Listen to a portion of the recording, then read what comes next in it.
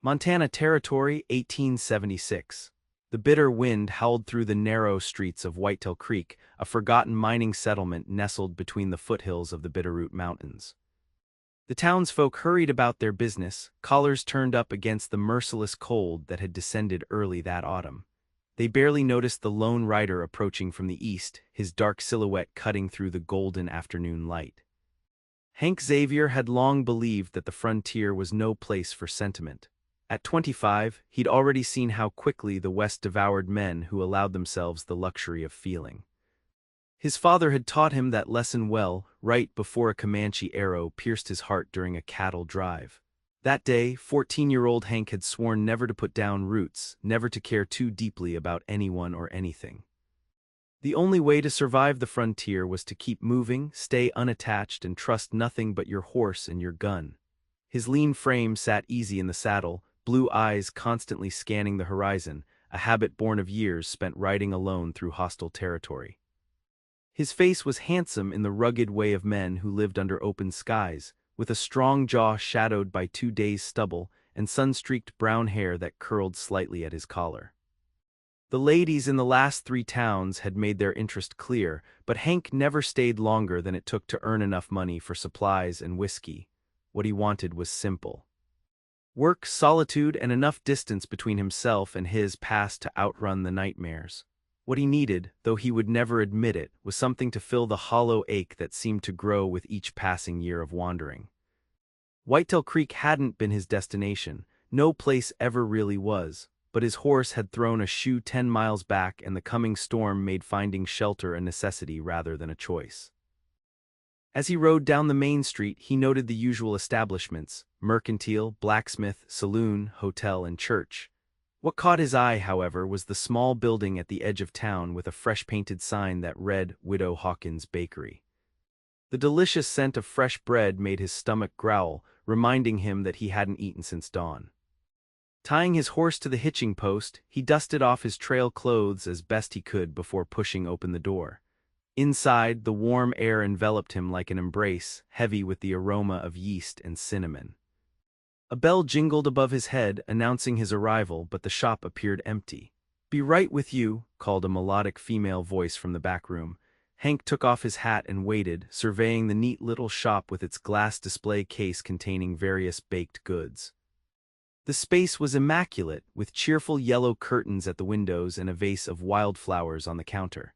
When she emerged from the back, wiping flour-covered hands on her apron, Hank wasn't prepared for the sight of her. Julia Hawkins was perhaps 22 or 23, with the most striking cornflower blue eyes he'd ever seen. Her golden blonde hair was swept up in a practical bun, though several tendrils had escaped to frame her heart-shaped face. She wore a simple blue calico dress that strained across her ample figure, emphasizing curves that were considerably fuller than was fashionable. "Good afternoon," she greeted him with a smile that transformed her entire face, lighting up her eyes and revealing dimples in her plump cheeks. "You must be passing through. I know everyone in Whitetail Creek, and I certainly haven't seen you before." Something in her direct gaze made Hank momentarily forget why he'd entered the shop. "Yes, ma'am, just arrived. My horse needs a shoe and I need a meal. Smelled your bread from outside."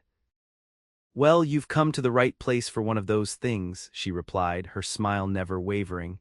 "What can I get for you, mister?" "Xavier, Hank Xavier," he cleared his throat. "Whatever's fresh, ma'am." "Everything's fresh, mister." "Xavier," she reached for a loaf of bread. "I'm Julia Hawkins, by the way. Most folks just call me Widow Hawkins, though." A shadow passed briefly across her face before her smile returned. As she wrapped the bread in brown paper, Hank noticed the whispers from 2 women who had entered the shop behind him. They stood near the door, their eyes darting between him and the widow, expressions tight with disapproval. "Mrs. Hawkins," one of them said loudly, ignoring Hank completely, "we're still expecting those pies for the church social tomorrow." Julia's smile remained fixed, though something in her eyes hardened. "Of course, Mrs. Peterson. They'll be ready by noon, as promised." The women nodded curtly and left without purchasing anything, their whispers continuing as they walked past the window. Hank couldn't help but notice how the widow's shoulders slumped slightly once they were gone. "Not your most enthusiastic customers?" he asked. Julia laughed, a genuine sound that seemed to bubble up despite her obvious discomfort. Let's just say I'm not the most popular woman in Whitetail Creek. She handed him the wrapped bread in a small paper bag. I've added a few cinnamon rolls on the house for a weary traveler. Their fingers brushed as he took the package, and Hank felt an unexpected jolt at the contact. He quickly paid and nodded his thanks, eager to retreat from the confusing sensation. The blacksmith closes at sundown, she offered as he turned to leave, but Miles is good about emergencies if you explain your situation. Much obliged, ma'am. Hank placed his hat back on his head and headed for the door. Mr. Xavier, she called after him. When he turned, she was smiling again, but this time there was a hint of sadness behind it. Welcome to Whitetail Creek. Later that evening, after getting his horse seen to and securing a room at the boarding house, Hank found himself at the Broken Spoke Saloon. He nursed a whiskey at the bar, half listening to the conversations around him. See, you met the widow, said the bartender as he wiped down the counter. Noticed you coming out of her shop earlier. Hank merely nodded, uninterested in gossip. The bartender leaned in anyway. Whole town's got opinions on her. Married old Jacob Hawkins when she was just 18. He was pushing 60, owned half the businesses in town. Died 6 months after the wedding, leaving everything to her. He shook his head. Folks say she trapped him into marriage knowing he was sickly, called her all sorts of names, gold digger, worse things I won't repeat. Despite himself, Hank found he was listening. She seems decent enough. Oh, she is, the bartender agreed. Never speaks ill of anyone, even those who deserve it. Works harder than most men I know, running that bakery alone. But this town's got a long memory and small minds. They don't like that she's young and independent, and they especially don't like that she doesn't fit their idea of what a proper widow should be, skinny, sad, and dressed in black. He chuckled. Julia's got too much life in her. Too many curves, too, makes the other women nervous about their husbands. Hank finished his drink and stood to leave. Not my concern, I'll be moving on once the storm passes. The bartender gave him a knowing look. That's what they all say. But there's something about Julia Hawkins that makes a man reconsider his plans. Hank dismissed the comment with a shake of his head. He had no plans to reconsider anything. Whitetail Creek was just another stop on an endless road. The following morning brought worse weather than anticipated. The promised storm had descended with fury, dumping heavy snow that continued throughout the day. Hank found himself stranded, with roads rapidly becoming impassable. After checking on his horse, he reluctantly returned to his room at the boarding house, resigned to waiting out the weather.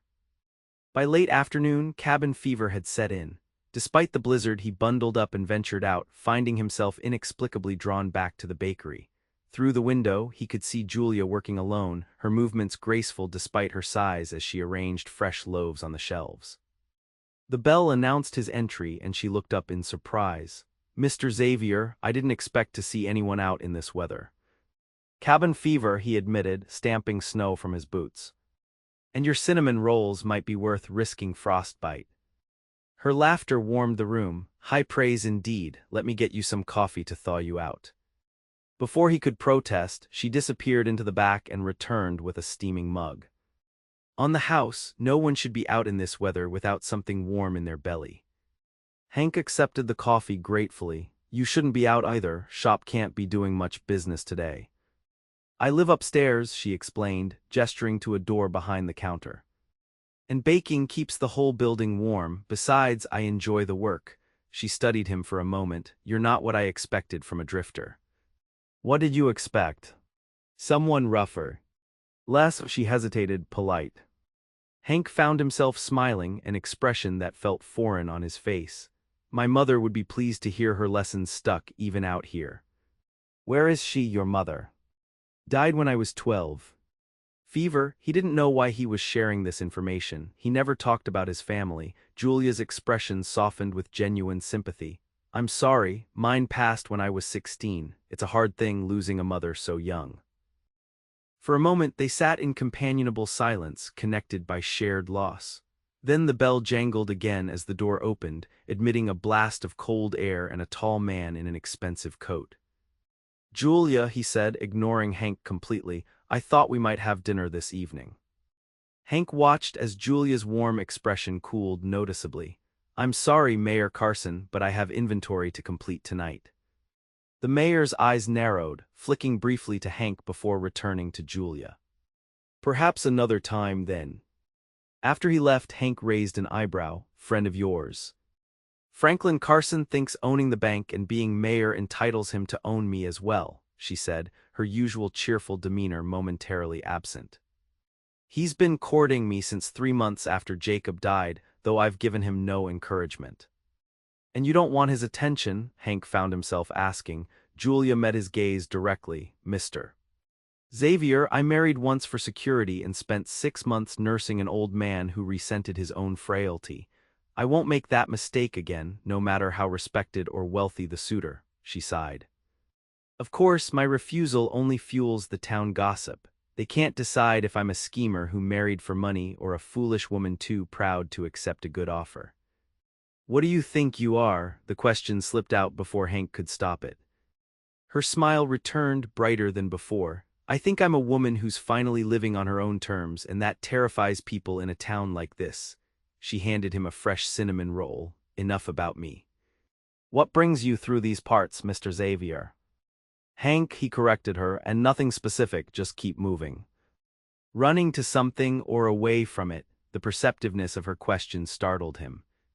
Before he could answer, the door burst open again. This time a frantic young boy stood there, his face red from cold and exertion.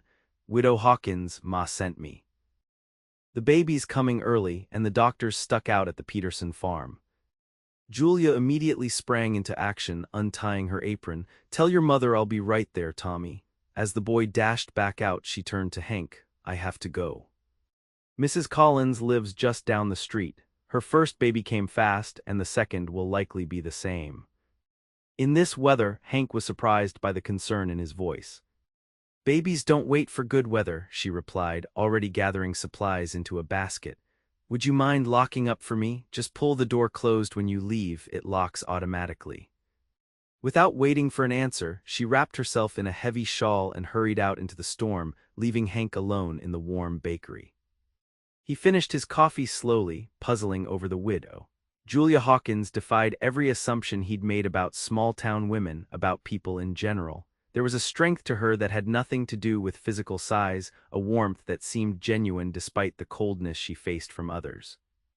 As he finally rose to leave, Hank caught sight of a small book that had fallen from Julia's basket in her haste.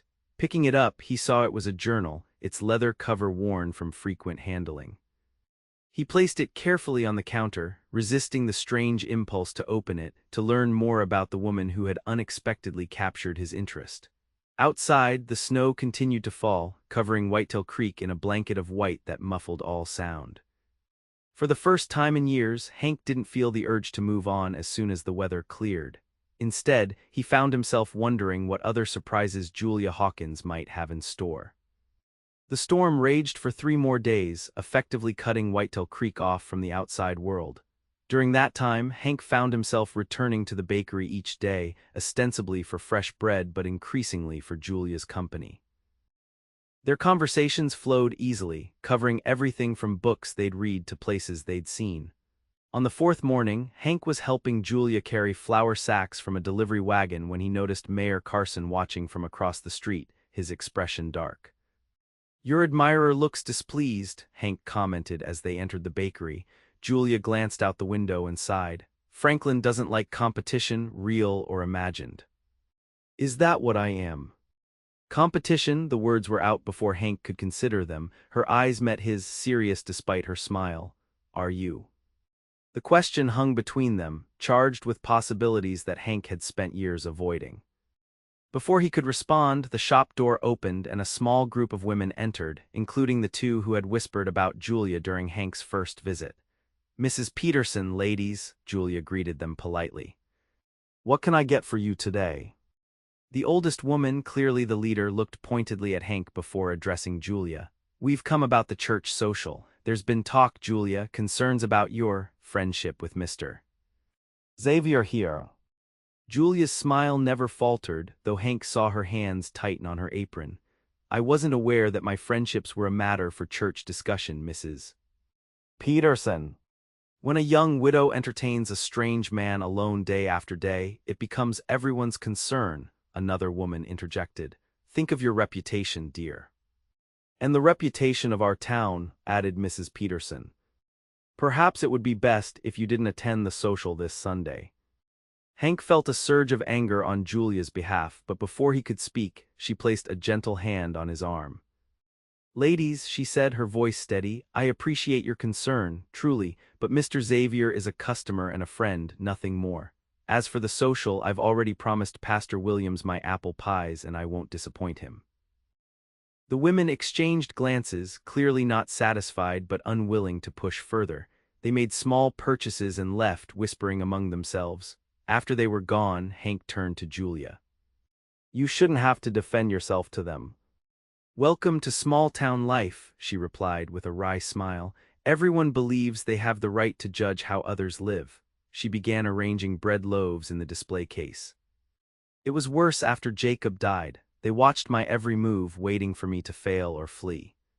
Why did you stay? Hank asked. You could have sold everything, gone somewhere no one knew you.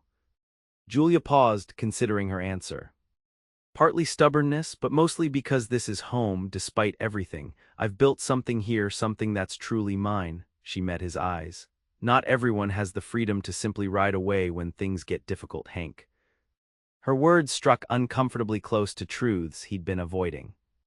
Was that what he'd been doing all these years, running away under the guise of frontier freedom? Before he could respond, a young girl burst into the shop, tears streaming down her face. Widow Hawkins, please help. Mama's sick and Pa's not home. Julia immediately went to the child, kneeling despite her size to look the girl in the eye. Sarah, what's wrong with your mama? She's burning up and talking funny. She won't wake up proper. Julia rose and grabbed her shawl. Hank, can you watch the shop? There's bread in the oven that needs to come out in 20 minutes. I don't know the first thing about baking, he protested. You can count to 20 and pull bread out of an oven, she replied, already guiding the child to the door. I trust you. With that, she was gone, leaving Hank alone in a bakery for the second time in less than a week. He stood there, feeling oddly out of place yet somehow right where he belonged. The bread didn't burn, much to his relief. Julia returned an hour later, looking tired but relieved. It's influenza, she explained, washing her hands thoroughly at the sink. I've sent for the doctor, but I think she'll recover. Sarah's older brothers are with her now. You seem to be the town's unofficial nurse, Hank observed. Julia smiled as she dried her hands. I like helping people, and sometimes when they need you, they forget to judge you. That evening, as Hank walked Julia back to the bakery after dinner at the boarding house, they found Mayor Carson waiting at her door. Julia, the mayor said, his voice tight with anger, I need to speak with you, privately.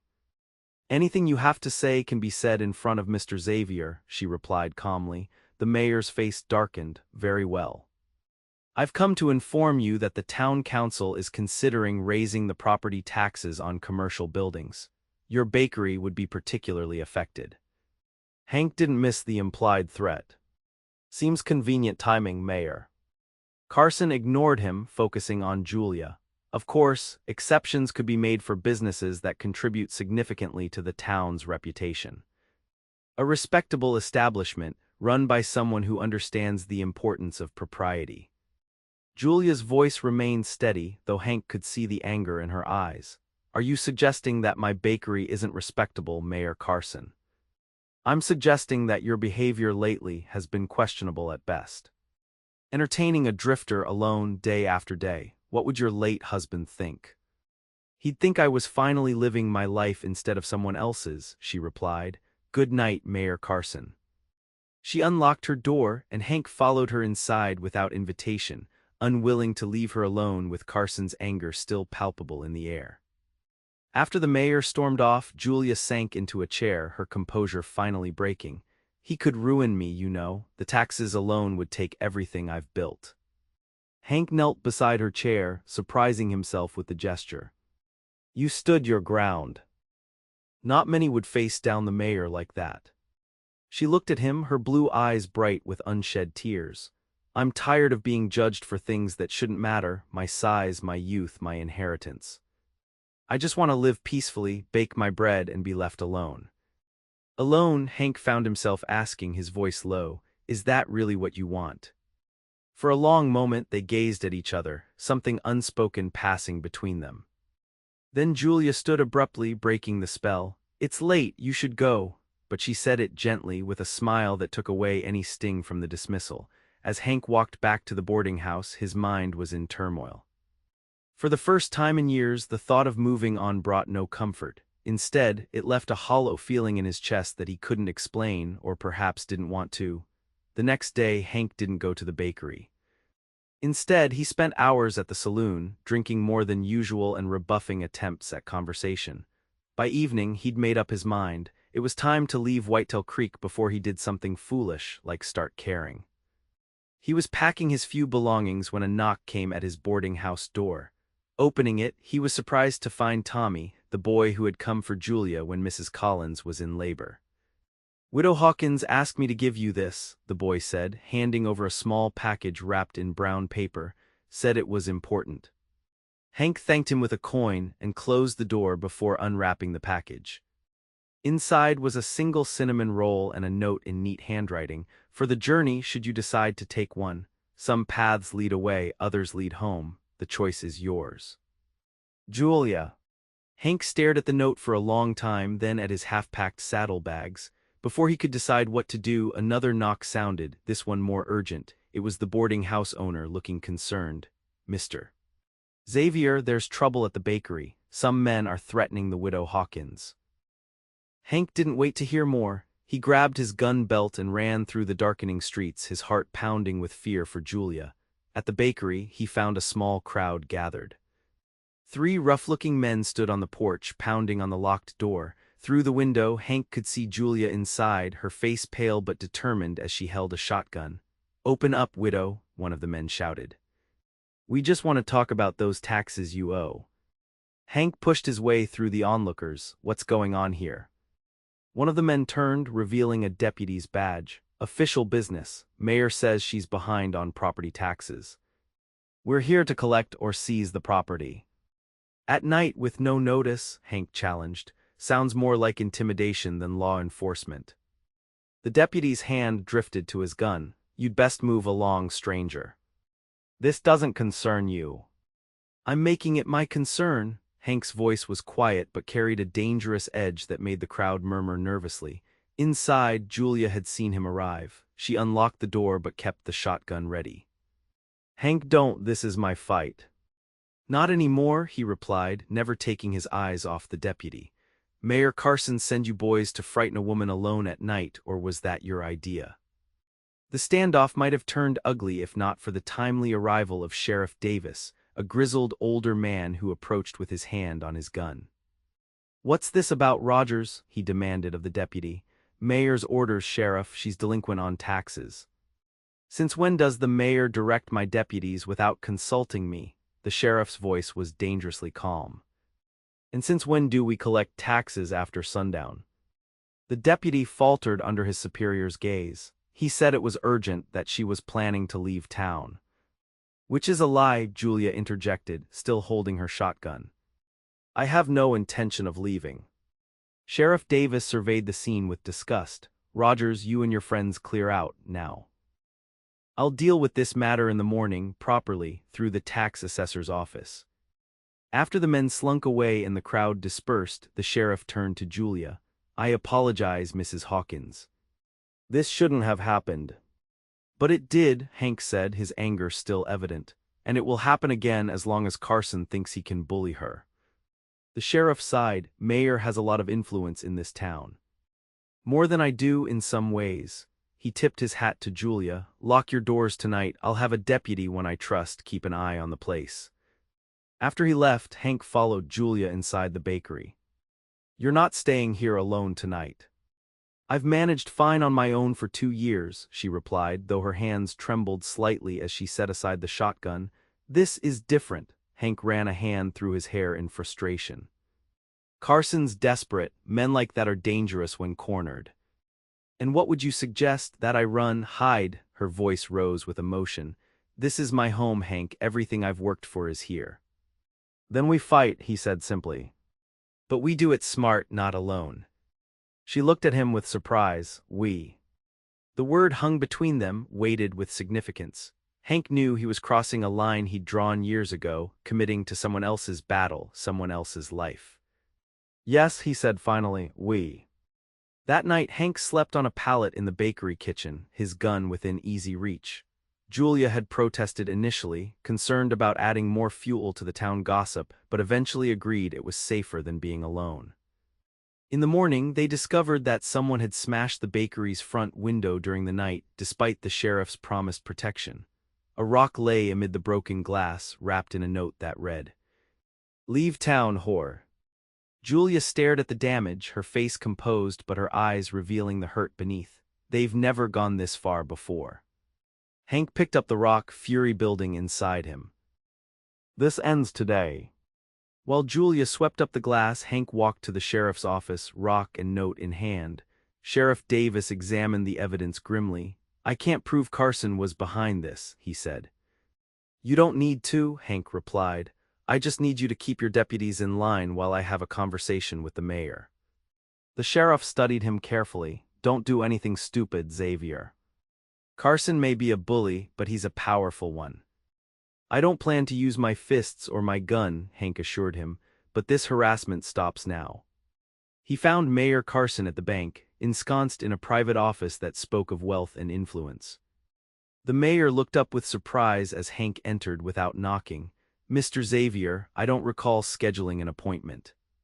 Hank closed the door behind him. This isn't the kind of conversation that needs an appointment. He placed the rock and note on the desk.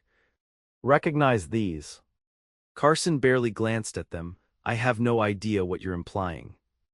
I think you do, Hank remained standing, using his height to advantage. Whatever game you're playing with Julia Hawkins ends today.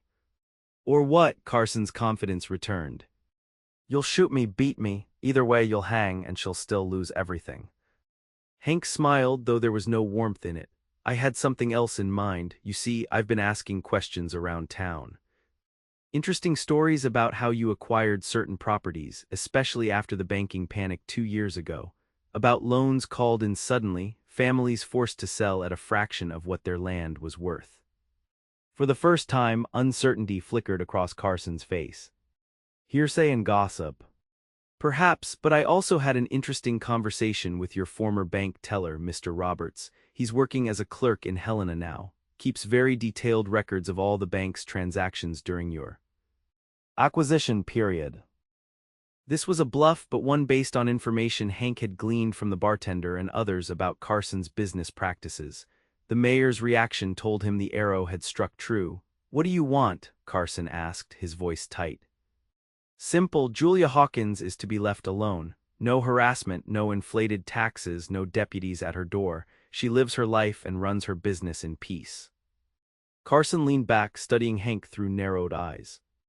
You must care for her a great deal to risk so much. The observation caught Hank off guard. Did he care for Julia? The answer came with surprising certainty. Yes, more than he'd cared for anyone in years. My feelings aren't relevant, he said finally. What matters is that she deserves better than being hounded for rejecting your advances. And if I agree to your terms, what then? You ride away, leaving her unprotected again. The question echoed Hank's own fears. What was he doing, inserting himself into Julia's life when he'd inevitably leave? That's between me and her, he replied. Do we have an understanding? After a long moment, Carson nodded reluctantly. Tell Mrs. Hawkins she has nothing to fear from me or my office, but this arrangement depends on your discretion regarding those rumors. As long as she's left in peace, your secrets are safe, Hank promised, though the thought of allowing Carson to continue his predatory business practices left a bitter taste. When he returned to the bakery, he found Julia had already replaced the broken window with a spare pane and reopened for business. She was serving a customer when he entered, her smile genuine despite the morning's upset. After the customer left, Hank explained his conversation with Carson, omitting his bluff about the bank records. You shouldn't have confronted him, she said, though gratitude shone in her eyes. He could have had you arrested. But he didn't, Hank hesitated, then added, he thinks I'll be leaving soon. That you'll be vulnerable again once I'm gone. Julia's expression stilled, and will you be leaving soon? It was the question Hank had been avoiding since the first day he'd walked into her bakery. The answer had always been yes, until now. I don't know, he admitted. I've spent so long not staying anywhere that I'm not sure I remember how. She stepped closer, her blue eyes searching his face. What are you afraid of, Hank Xavier? Caring, he answered honestly. Caring and then losing like I lost my parents. Out here, attachment is just another word for pain waiting to happen. And yet you cared enough to confront Carson for me. Her voice was gentle, not pushing but offering understanding. That's different, he protested weakly. Is it? She smiled, a knowing look that saw through his defenses. I think you've been running from ghosts, Hank, but ghosts can't hurt you, only the fear of them can. Before he could respond, the shop door opened and several women entered, the same group that had criticized Julia earlier. They stopped short at the sight of Hank. Mrs. Peterson, Julia greeted the leader politely, what can I get for you today? The older woman seemed flustered. That is, I wanted to check if you were all right after that dreadful vandalism. Sheriff Davis told us what happened. Julia's surprise was evident. That's very kind of you, I'm fine, thank you, just a broken window, easily fixed. Mrs. Peterson nodded, then glanced at the other women before continuing hesitantly. We also wanted to say that, well, perhaps we've been hasty in our judgments. The way you helped during the blizzard, tending to the sick without thought for yourself. It speaks to your character, she straightened, as if delivering a prepared speech. The Ladies' Aid Society would be honored if you would consider joining us. Your baking skills would be most welcome at our charity events. Hank watched as emotions played across Julia's face, surprise, suspicion, and finally cautious hope. I would be delighted, she said after a moment. Thank you for the invitation. After the women left, having purchased several items seemingly out of newfound support, Julia turned to Hank with wonder. What just happened? Recognition, he said simply. They're finally seeing what I saw the moment I walked in here. And what's that? She asked. A remarkable woman. The words came easily now, barriers falling. Brave, kind, stubborn as hell, and beautiful. Her cheeks flushed at the compliment. Beautiful, that's not a word often used for women my size. Then people aren't looking properly. He stepped closer, drawn by something stronger than his fear. Julia, I don't know what's happening here, between us. I only know that the thought of riding away doesn't bring the relief it used to. She met his gaze steadily. Then don't ride away. At least not yet. If I stay, he took a deep breath. If I stay, it changes everything I've believed about myself, about what's possible out here. Perhaps those beliefs needed changing, she suggested softly. The Sunday church social arrived, and Hank found himself escorting Julia, an arrangement that raised eyebrows but no longer provoked open hostility. News of Mayor Carson's sudden change of heart toward the widow had spread through town, creating a ripple effect in how others treated her. As they approached the church grounds, Julia hesitated. Are you sure you want to do this? Church socials aren't exactly a drifter's natural habitat. Hank offered his arm with a smile. I've faced Apache raiders and Montana blizzards. I think I can handle a few church ladies and their pies. Her laughter drew attention as they entered the social, but for once, the looks directed their way held more curiosity than judgment. Julia's pies had been placed prominently on the dessert table, a small but significant acknowledgement of her acceptance. Throughout the afternoon, Hank watched as Julia navigated the social waters with grace, accepting olive branches from some women while diplomatically avoiding those still determined to snub her. He found himself impressed not only by her resilience but by her genuine goodwill toward people who had treated her poorly.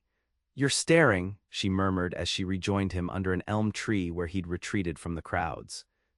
Just wondering how you do it, he admitted. Forgive so easily. She considered the question seriously. I don't always forgive easily, but holding grudges takes energy I'd rather spend elsewhere. Her eyes met his. Life is too short to waste on bitterness, don't you think? The wisdom in her words struck him. Hadn't he spent years nursing his own bitterness, letting it drive him from place to place, person to person? Before he could respond, they were interrupted by Pastor Williams, a kindly older man with shrewd eyes. "Mrs. Hawkins, your apple pie has been declared the winner of the baking contest," he announced with a smile. "Again?"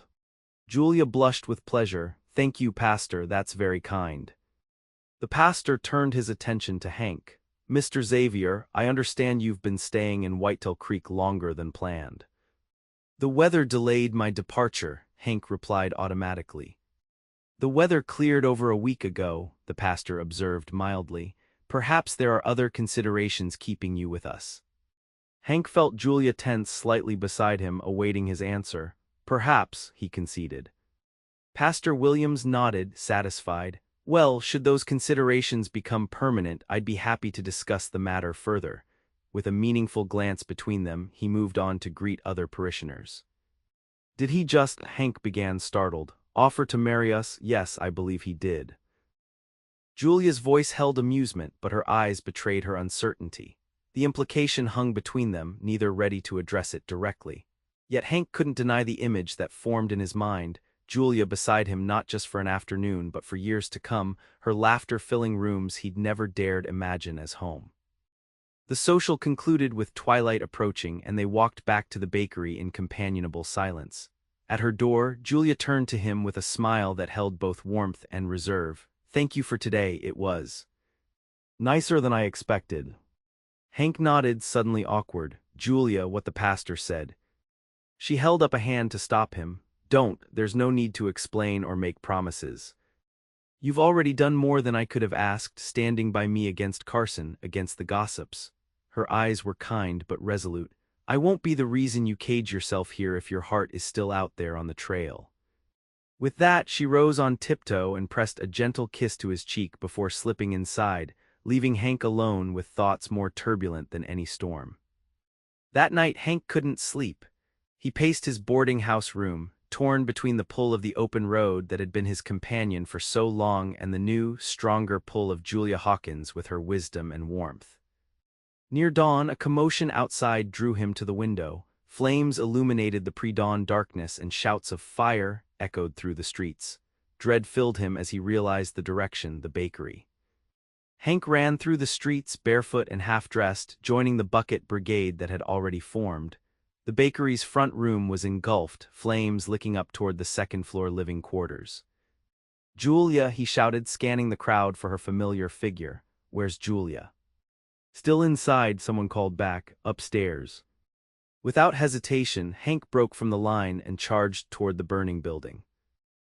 Smoke billowed from the open door, but he pushed through, covering his mouth with his shirt as he navigated the flaming shop. The stairs were partially burning, but still passable. He took them two at a time, calling Julia's name through the thickening smoke. He found her in her bedroom, unconscious on the floor near the window she'd apparently been trying to open. Gathering her substantial form in his arms, Hank realized the descent would be treacherous. The stairs might not hold their combined weight with the fire weakening the structure. Looking out the window, he saw that a group of men had positioned themselves below with a quilt stretched between them as a makeshift catching net. "Up here," he shouted down to them. Lifting Julia to the windowsill was difficult, but adrenaline gave him strength. "I'm sending her down," he called to the men below. "Be ready." With a silent prayer, he lowered her as far as he could before letting go, watching with his heart in his throat as she fell into the outstretched quilt. The men caught her successfully, immediately carrying her clear of the building. The relief was short-lived as Hank heard ominous cracking beneath his feet. The floor was giving way. He climbed onto the windowsill just as the bedroom floor collapsed, sending burning debris crashing to the shop below. The jump was risky, but staying meant certain death.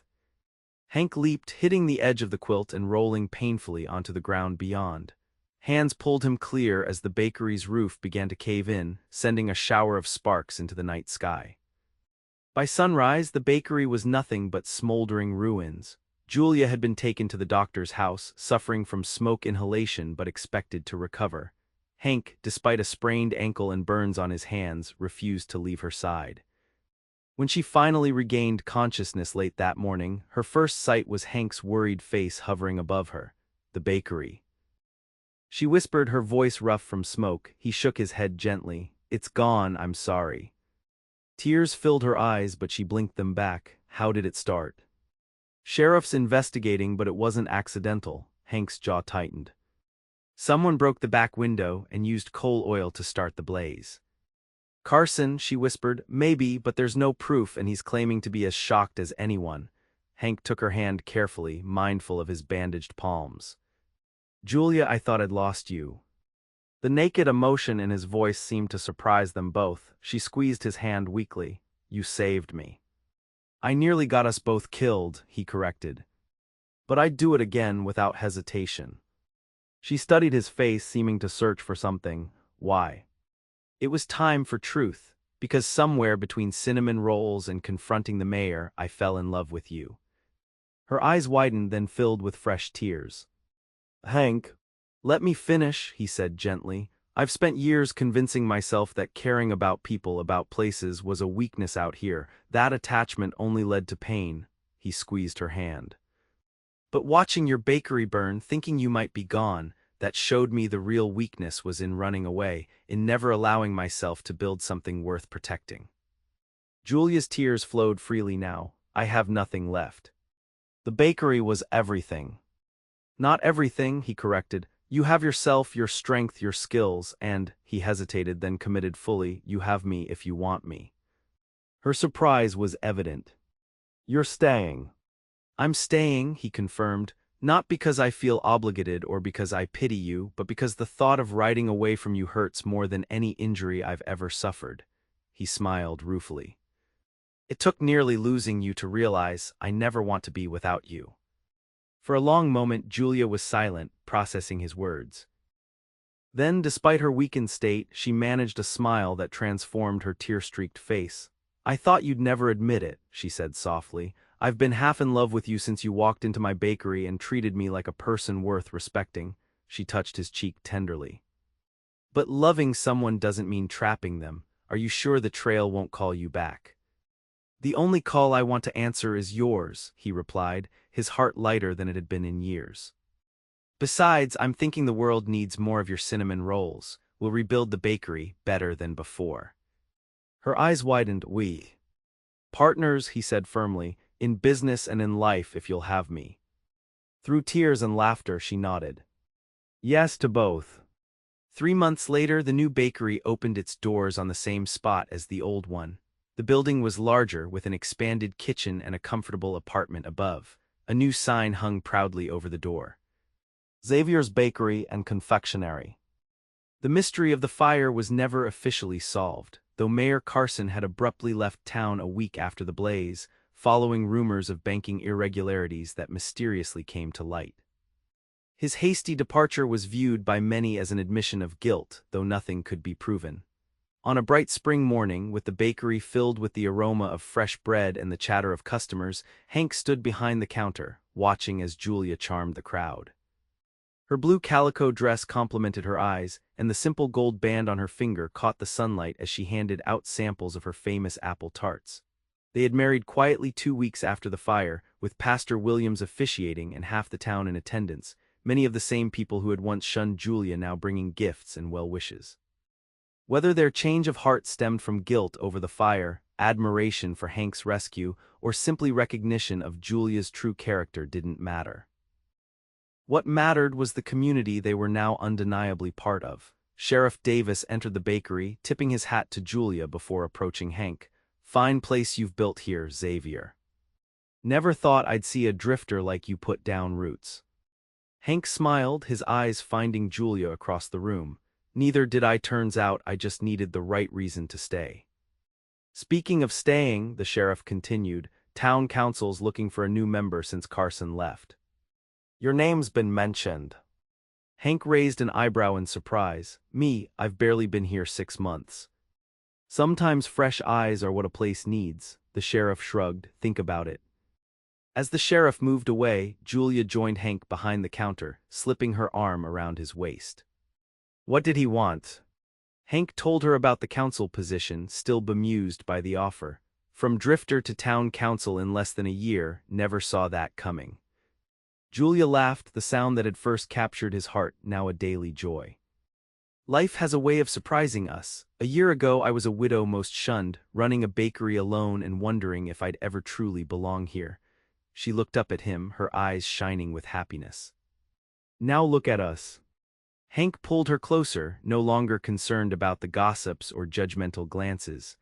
"I rode into Whitetail Creek thinking it was just another stop on an endless road," he said softly. "Instead, I found the end of the trail." "Not the end," she corrected, standing on tiptoe to kiss him lightly, "just a different kind of journey." Outside the bakery window, Whitetail Creek bustled with spring activity, children playing, wagons delivering goods, neighbors greeting one another. The town that had once seemed so foreign to Hank now felt like the only place he belonged. The stranger had found his home, the widow had found her champion, and together they had found a love stronger than the prejudices that had nearly kept them apart. As the afternoon sun streamed through the new bakery windows, illuminating the woman who had changed everything for him, Hank Xavier knew with absolute certainty that some journeys weren't measured in miles, but in the distance between two hearts finding their way to each other.